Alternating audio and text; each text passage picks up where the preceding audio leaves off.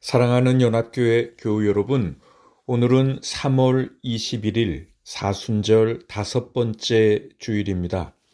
오늘 이 예배를 드리는 모든 예배자들 위해 하나님의 거룩한 임재와 주님의 크신 사랑이 임하기를 바랍니다. 오늘이 벌써 사순절 5번째 주일입니다. 그리고 다음 주일 3월 28일은 종려 주일입니다.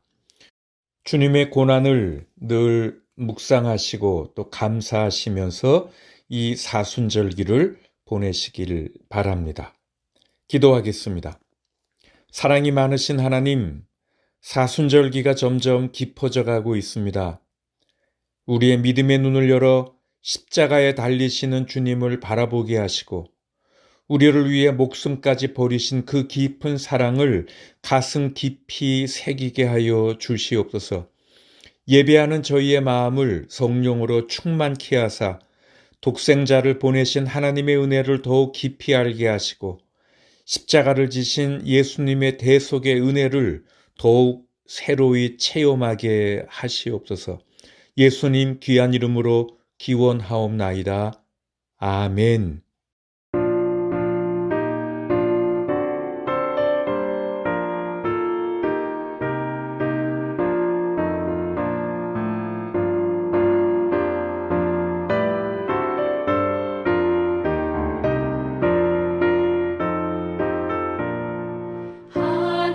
하나님의 크신 사랑 하늘에서 내리사 우리 맘에 항상 계셔 온전하게 하소서.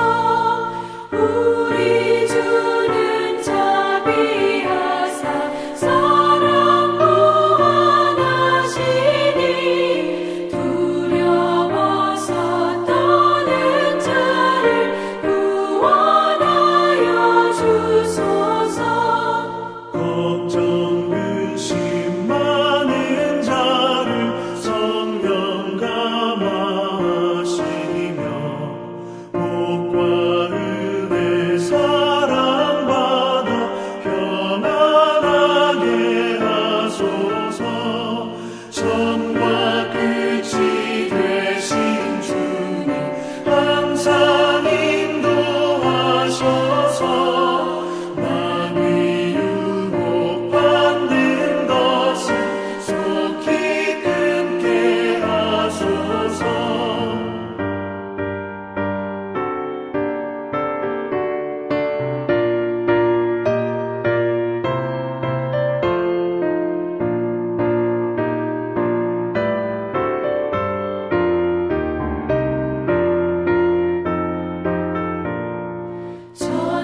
전능하신 아버지여 주의 능력 주시고 우리 맘에 임하셔서 떠나가지 마소서.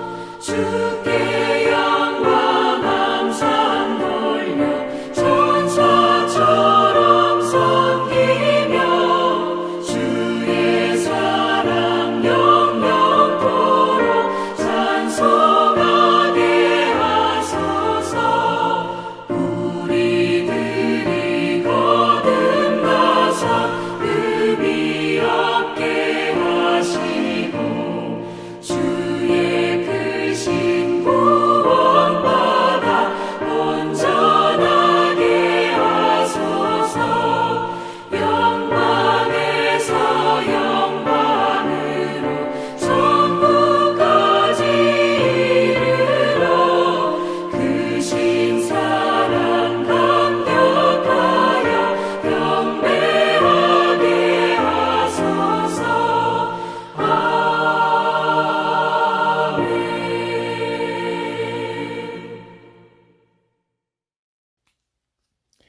오늘 하나님 말씀은 요한복음 4장 5절에서 42절입니다. 예수께서 사마리아에 있는 수가라는 마을에 이르셨다. 이 마을은 야곱이 아들 요셉에게 준 땅에서 가까운 곳이며 야곱의 우물이 거기에 있었다. 예수께서 길을 가시다가 피로하셔서 우물가에 앉으셨다. 때는 오정쯤이었다. 한 사마리아 여자가 물을 기르러 나왔다. 예수께서 그 여자에게 마실 물을 좀 달라고 말씀하셨다. 제자들은 먹을 것을 사러 동네에 들어가서 그 자리에 없었다. 사마리아 여자가 예수께 말하였다. 선생님은 유대 사람인데 어떻게 사마리아 여자인 나에게 물을 달라고 하십니까? 유대 사람은 사마리아 사람과 상종하지 않기 때문이다. 예수께서 그 여자에게 대답하셨다. 내가 하나님의 선물을 알고 또 너에게 물을 달라는 사람이 누구인지를 알았더라면 도리어 내가 그에게 청하였을 것이고 그는 너에게 생수를 주었을 것이다. 여자가 말하였다. 선생님, 선생님에게는 두레박도 없고 이 우물은 깊은데 선생님은 어디에서 생수를 구하신다는 말입니까? 선생님이 우리 조상 야곱보다 더 위대하신 분이라는 말입니까? 그는 우리에게 이 우물을 주었고 그와 그 자녀들과 그 가축까지 다 이 우물의 물을 마셨습니다. 예수께서 말씀하셨다.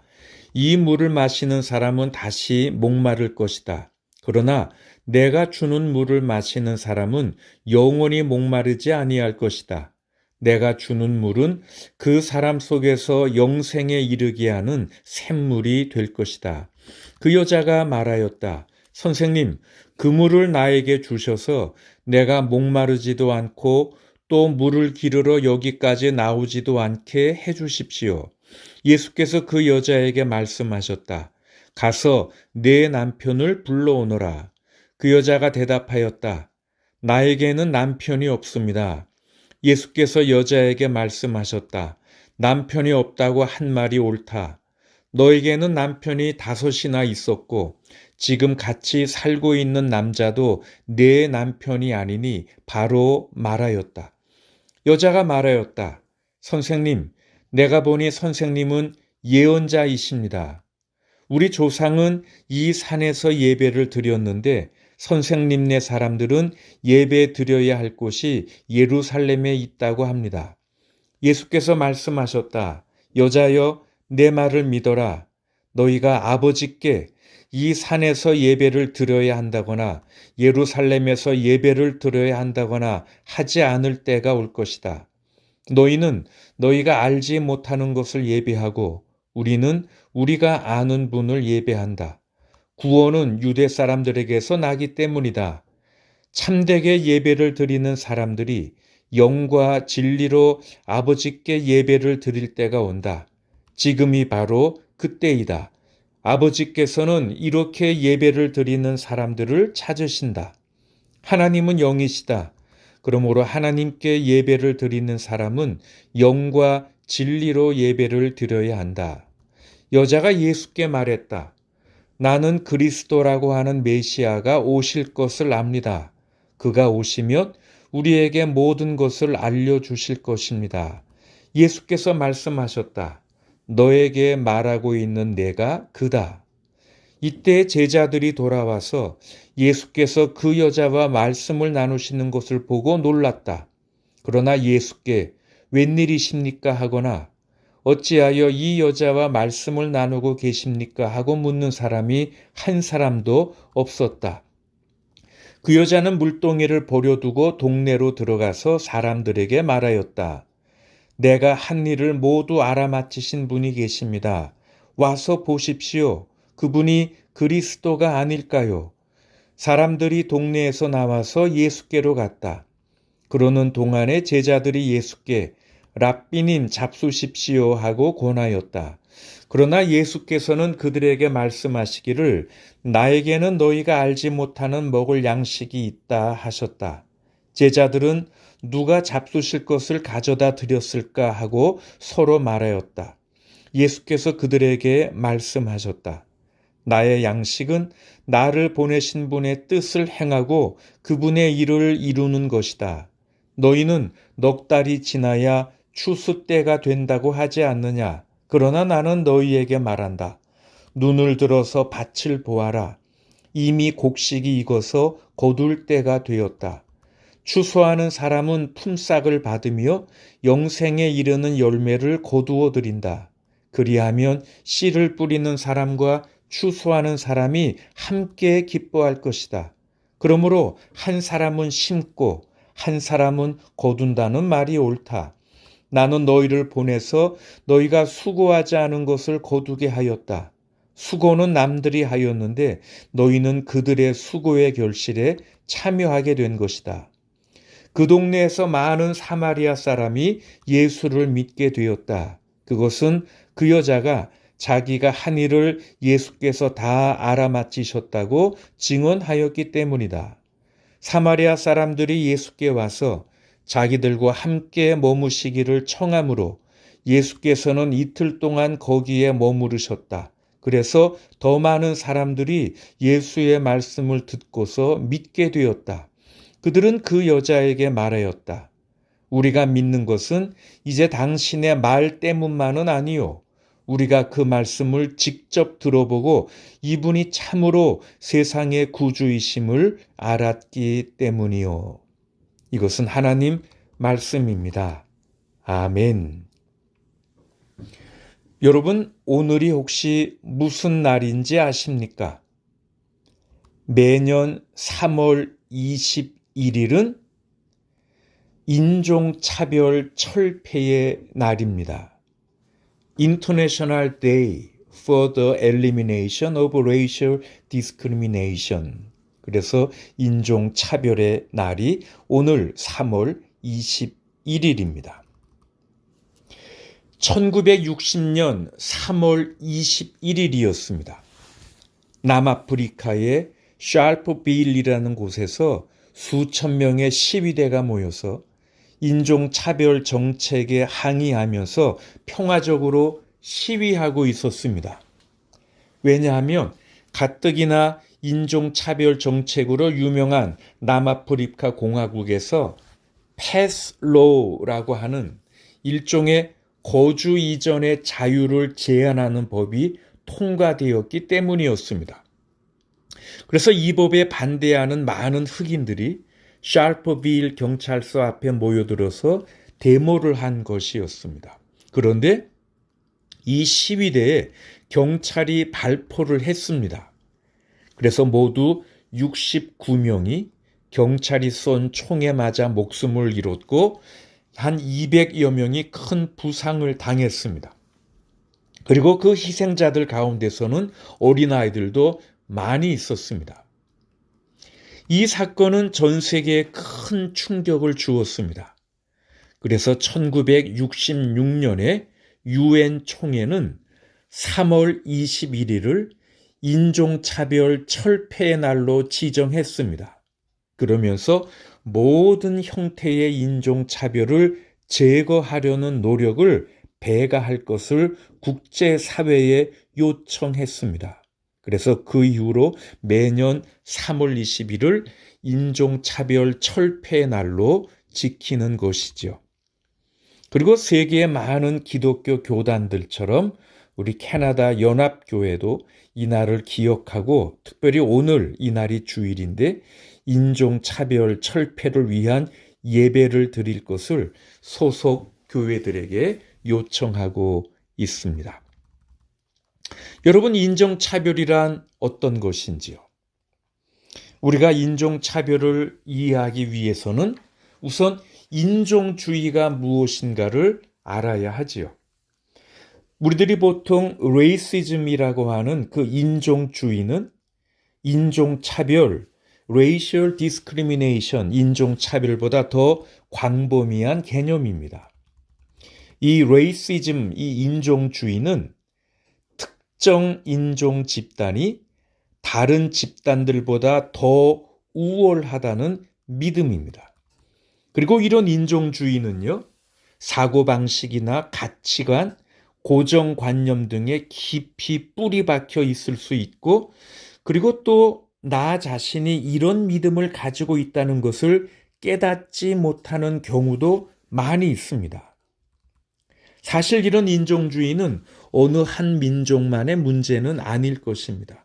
아마 거의 모든 인종과 민족들이 알게 모르게 이런 일종의 레이시즘에 빠져 있을 것입니다.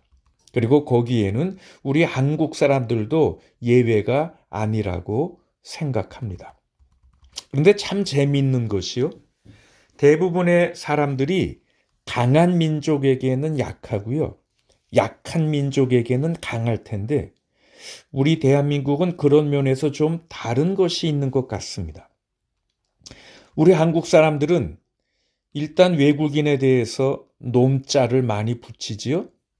그래서 미국 놈, 일본 놈, 중국 놈, 서양 놈, 그렇게 붙입니다. 그런데 우리보다 좀 약하고 가난한 나라 사람들에게는 놈자를 붙이지 않습니다. 대신에 사람을 붙입니다. 그래서 아프리카 사람입니다. 동아시아 사람입니다. 어쨌든 오랫동안 단일 민족으로 고유의 문화를 간직하며 살아온 우리 한민족들도 우리 한국 사람들도 참 레이시즘이 많이 있죠. 그런데 인종차별, racial discrimination, 인종차별은요, 이런 인종주의가 불법적으로 표현된 것입니다.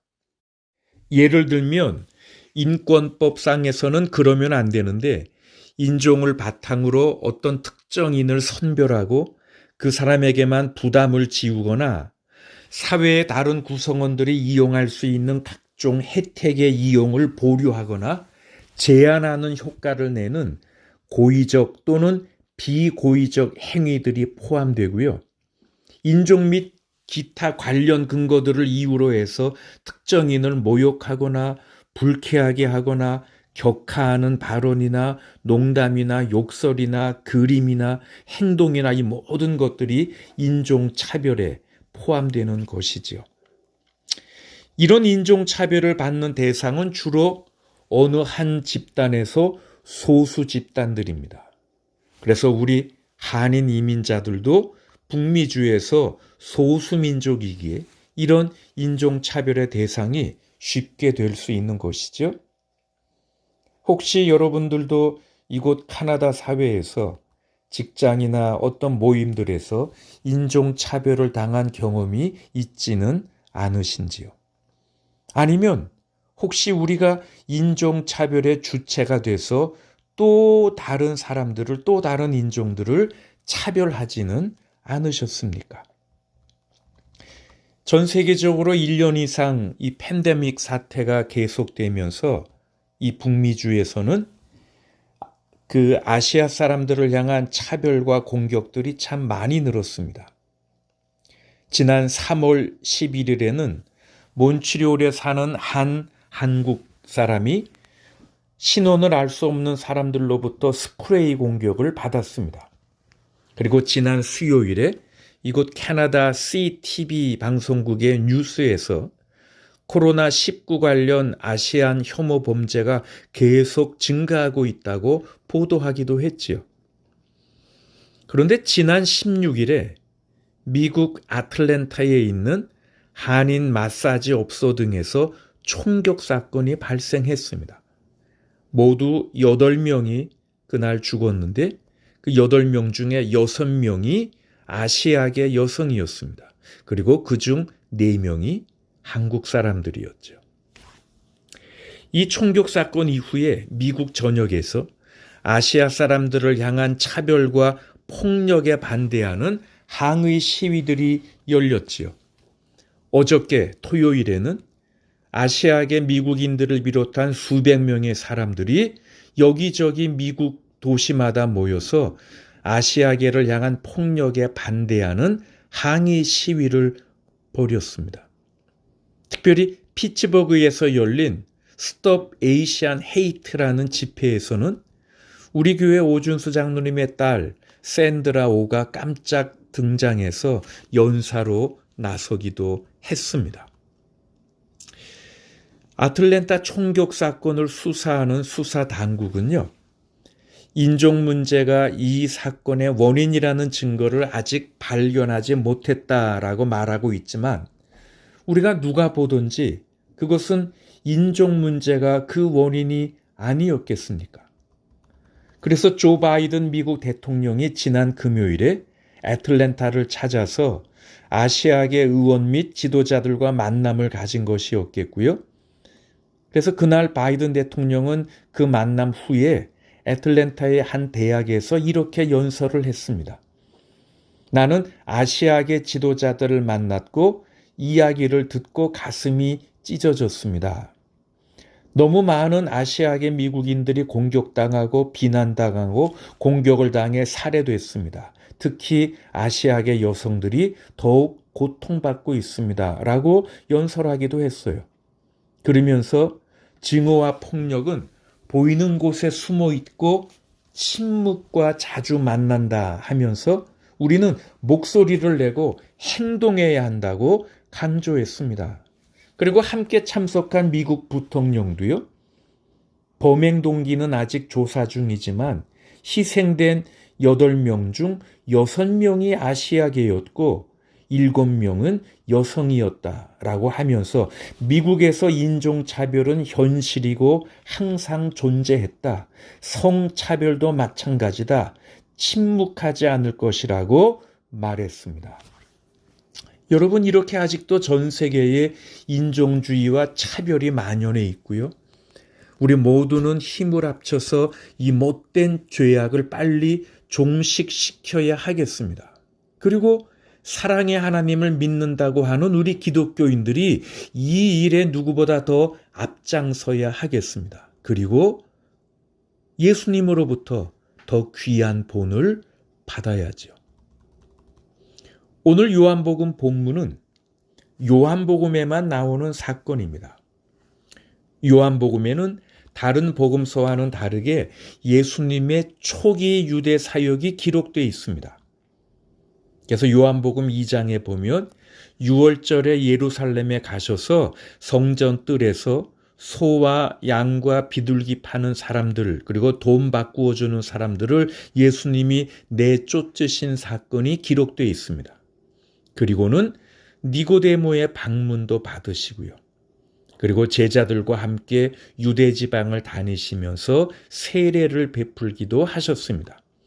그런데 4장 1절을 보니까 요한보다 예수께서 더 많은 사람을 제자로 삼고 세례를 주신다는 소문이 바리새파 사람들의 귀에 들어간 것을 예수께서 아셨다고 되어 있습니다. 여러분, 세례 요한의 출현은 당시 종교 지도자들에게 큰 위협이었습니다. 세례 요한의 신선한 활동은 영적 갈급함을 느끼고 있었던 백성들에게 강한 인상을 심어 주었습니다. 그래서 마가복음 1장 5절 같은 구절을 보면 온 유대 지방 사람들과 온 예루살렘 주민들이 그에게로 나아가서 자기들의 죄를 고백하며 요단강에서 그에게 세례를 받았다고 되어 있습니다. 그래서 타성적인 종교 생활로 주어진 기득권만을 지키려 했던 당시 종교 지도자들, 바리새파 사람들, 사두개파 사람들은 세례 요한을 불안하게 지켜보고 있었습니다. 그런데 그들에게 이제 예수라는 더욱 큰 골칫거리가 생겼습니다. 그리고 그 예수는 세례 요한보다도 훨씬 더 많은 인기를 갖고 있었지요. 그래서 요한복음 3장 26절을 보면 세례 요한의 제자들이 세례 요한에게 와서 이렇게 말하죠. 랍비님 보십시오.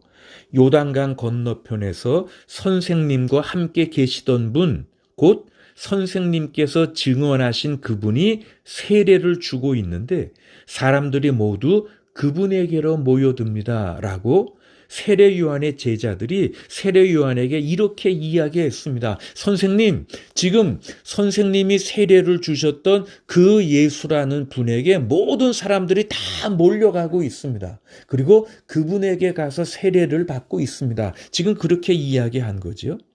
지금 유대에서 세례 요한보다 예수님의 인기가 훨씬 더 많아진 것이었습니다. 그런데 다시 4장 1절을 보십시오. 그런데 요한보다 예수께서 더 많은 사람을 제자로 삼고 세례를 주신다는 소문이 바리새파 사람들 귀에 들어간 것을 예수께서 아셨다는 것입니다. 이때는 지금 사역 초기이기 때문에 예수님은 종교 지도자들, 교권주의자들, 그리고 바리새파 사람들과 때 아닌 불필요한 갈등과 마찰을 피하려고 하셨습니다. 그래서 요한복음 4장 3절에 보면 예수께서는 유대를 떠나 다시 갈릴리로 가셨다고 되어 있습니다. 그런데 여러분들이 지도를 보면 아시겠지만 유대 지방에서 저 북쪽 갈릴리로 가려면 중간에 사마리아 지방을 거쳐서 갈 수밖에 없었습니다. 물론 유대에서 갈릴리로 가는 다른 길도 있었습니다. 해변으로 멀리 돌아가는 길이 있었고요. 그리고 해변과 반대로 요단강 동편에 있는 베레아 지경을 통과해서 가는 길도 있었습니다. 그러나 사마리아 중심부를 가로질러 가는 길이 제일 빠른 시간에 갈 수 있는 지름길입니다. 요세푸스라는 사람의 글을 보면 갈릴리에서 유대로 가는 성전 순례자들이 곧잘 사마리아를 통과하곤 했다고 했습니다. 그러나 사마리아에 대한 유대인의 나쁜 인식 때문에 어떤 사람들은 사마리아 사람들과의 접촉을 피하기 위해서 일부러 베레아를 통과하는 먼 길로 돌아가는 경우도 많았다고 합니다. 유대 사람들과 사마리아 사람들은 다 같은 이스라엘 사람들이었는데 도대체 무슨 일이 벌어졌기에 이런 안 좋은 감정들이 생겼을까요? 솔로몬 왕이 죽은 후에 통일 왕국이었던 이스라엘은 남과 북으로 나누어집니다. 솔로몬의 아들 르호보암을 지지하는, 다시 말하면 다윗 왕가를 지지하는 유다 지파와 베냐민 지파, 이 두 지파가 남쪽 유다 왕국이 되었고요. 나머지 10지파는 여로보암이라는 사람을 지지해서 북쪽 이스라엘 왕국이 되었습니다. 남쪽 유다 왕국의 수도는 예루살렘이었고요. 그리고 사마리아라는 도시가 훗날 북쪽 이스라엘의 수도가 되지요. 이 두 남북 왕국은 분열 후에 서로 대립도 하고 싸우기도 하고 또 어떨 때는 평화롭게도 지내다가 주전 722년경에 북이스라엘 왕국이 먼저 아시리아에게 정복당합니다. 그런데 아시리아는 자기들이 정복한 땅에서 반란이 일어나지 않도록 하기 위해서 정복지 주민을 잡아다가 다른 지역으로 옮겨 살게 했습니다. 그래서 북쪽 이스라엘에서도 많은 사람들이 아시리아의 다른 정복지로 끌려갔고 또 다른 지역에서 포로로 잡힌 사람들이 북쪽 이스라엘 땅으로 끌려와서 살게 되었습니다. 그러다 보니까 원래부터 살던 이스라엘 사람들과 타 지역에서 끌려온 사람들이 점차 서로 섞이면서 사마리아 사람들이 혼혈 민족이 된 것이었죠. 반면 남쪽 유다 왕국은 그 후 150년을 더 지속하다가 주전 586년경에 바벨론에게 멸망당합니다. 많은 사람들이 포로로 끌려갔습니다. 그러다가 바벨론이 페르시아에게 멸망당한 후에 포로로 끌려갔던 일부가 다시 예루살렘 고향으로 돌아옵니다. 이들은 돌아와서 예루살렘 성벽과 성전을 재건하려 했습니다. 그런데 그때 오래전에 멸망당했던 북쪽 이스라엘 사람들, 즉 사마리아 사람들이 찾아와서 성전 재건을 돕겠다고 했습니다. 그런데 유대 사람들은 사마리아 사람들의 제안을 단호히 거절합니다. 순수영통을 보존한 남쪽 유대인들이 볼 때 북쪽 사마리아 사람들은 아브라함과 이삭과 야곱으로 이어지는 혈통과 또 여호와 종교의 순수성을 더럽힌 사람들이었습니다. 그들은 더 이상 유대인으로 간주되지 않았습니다. 그래서 유대인들은 멸시하는 태도로 사마리아 사람들의 협력 제안을 거절한 것입니다. 그리고 이렇게 반갑게 찾아갔던 남쪽 유대 사람들로부터 차갑게 거절당하자 급기야 사마리아 사람들은 예루살렘이 아닌 그리심이라는 산에 성전을 건축하고 그곳에서 나름대로 그들이 섬기는 여호와 하나님께 예배를 드리기 시작했습니다. 그리고 이처럼 긴 역사를 지니고 이어온 유대인들과 사마리아 사람들 간의 반목은 예수님 당시까지 계속 이어져 오고 있었습니다.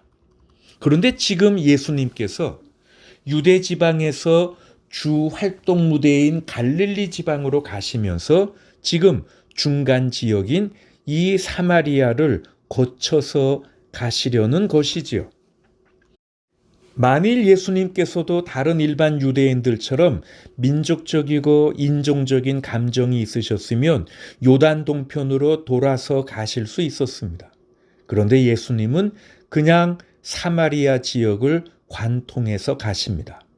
그러다가 수가라는 마을에서 물길로 나온 한 여인을 만나십니다. 자, 5절부터 보십시오. 예수께서 사마리아에 있는 수가라는 마을에 이르셨다. 예수께서 길을 가시다가 피로하셔서 우물가에 앉으셨다. 때는 오정쯤이었다. 한 사마리아 여자가 물을 기르러 나왔다. 예수께서 그 여자에게 마실 물을 좀 달라고 말씀하셨다. 그렇게 되어 있습니다. 물을 달라는 예수님의 요청은 그 여인을 놀라게 했음에 틀림없습니다. 9절을 보면 이 사마리아 여자가 예수께 말합니다. 선생님은 유대 사람인데 어떻게 사마리아 여자인 나에게 물을 달라고 하십니까? 유대 사람은 사마리아 사람과 상종하지 않기 때문이다. 여러분, 지금 이름이 알려지지 않은 이 여인은 사마리아인이라는 이유로 차별을 받고 있었습니다. 거기다가 복잡한 과거가 있는 여인이었기에 더 소외되고 더 의기소침해지고 더 무력하고 침묵하며 살았을 것입니다. 그런데 유대인 남성이신 예수님께서 다가가십니다. 물을 달라고 말을 거십니다. 대화의 상대로 삼으십니다. 여러분 생각해 보십시오. 이것이 그녀에게 무엇을 의미하는 것이었을까요? 지금 이것은 예수님께서 그녀를 한 인격으로, 한 인간으로, 비록 과거와 지금의 삶에 큰 결함이 있음에도 불구하고 예수님께서 그를 한 온전한 사람으로 받아주신다는 것 아니었겠습니까? 아마도 다른 사람들의 시선을 피하기 위해서, 다른 사람들과 마주치지 않기 위해서 정오의 대낮에 물을 길러 나왔을 이 불행하고 어두운 과거를 지닌 이 가련하고 불쌍한 여인에게 예수님은 많은 대화를 나누시면서 그를 온전한 한 사람으로 대하시고요. 그리고 영적 기갈의 근본 해결자이신 예수님을 소망하게 하셨습니다.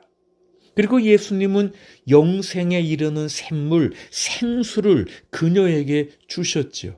그녀도 하나님의 무조건적인 사랑인 이 생수에 잠길 수 있게 된 것이었습니다. 한편 지금 예수님께서 이 사마리아 수가라는 마을에서 만난 이 여인은요, 앞장인 요한복음 3장에서 나오는 니고데모와는 여러모로 대조되는 사람입니다. 우리가 잘 알듯이 니고데모는 정통 바리새인이었습니다. 사내들인 공회원이었고요. 주위 사람들의 존경을 한 몸에 받는 인물이었습니다. 그런데 이 수가성의 여인은 유대의 기준으로 볼 때 비천하기 짝이 없는 사마리아인이었고요. 그것도 남몰래 물을 길러 다녀야 할 정도로 주위 사람들의 손가락질을 받던 사람이었습니다. 그러나 이런 엄청난 차이에도 불구하고 예수님께서는 두 사람을 전혀 차별하지 않으셨습니다. 그리고 똑같이 소중히 대하시면서 구원의 진리를 증거하셨습니다. 여러분, 그렇습니다. 예수님의 복음은 제한적이거나 특정인의 것이 아닌 인종, 빈부, 귀천을 넘어선 차별이 없는 진리입니다. 예수님은 전혀 차별하지 않으셨습니다. 예수님은 동일하게 하나님의 귀한 자녀로 받아들이셨습니다. 다른 복음서에는 나오지 않은 이 사건을 기록하면서 사도 요한은 예수님께서 인종적인 편견과 사람들 사이의 장벽을 허물고 유대인과 사마리아인 그리고 모든 사람들이 같은 하나님의 영으로 하나님을 경배할 것이라는 사실과 그리고 예수님이 유대인들뿐 아니라 그들의 혈통과 인종 그리고 종교상의 이유 등으로 멸시한 사마리아의 잃어버린 한 영혼에 대하여조차 돌보신 이 사건을 통해서 예수님이 결국에는 이방인들까지 모두 구원의 대상으로 삼으시는 온 인류의 구세주가 된다는 사실을 보여주려 했을 것이라고 생각합니다. 여러분, 오늘 현대사회가 직면하고 있는 이 심각한 인종 분규 그리고 문화적인 갈등 그리고 점점 더 심화되어가는 사회적, 경제적 격차를 해소시킬 수 있는 비결이 무엇일까요? 저는 예수님의 복음이라고 생각합니다.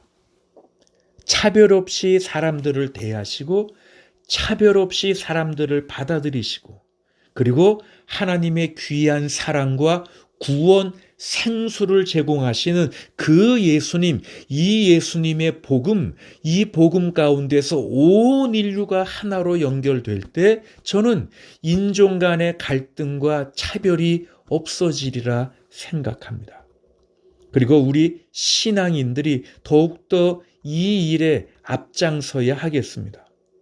모든 인종차별 철폐에 더욱 앞장서는 우리 연합교회 교인들이 되시기를 바랍니다.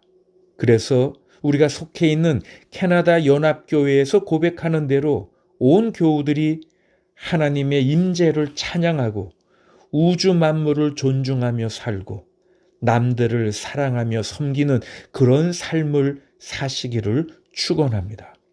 오늘 인종차별 철폐의 날에 우리 주님의 이 따뜻한 그리고 차별 없는 이 사랑을 기억하시고 우리가 이 땅에 모든 인종차별 철폐를 위해 더욱 애쓰고 힘쓰시는 사람들이 되시기를 주님의 이름으로 축원합니다.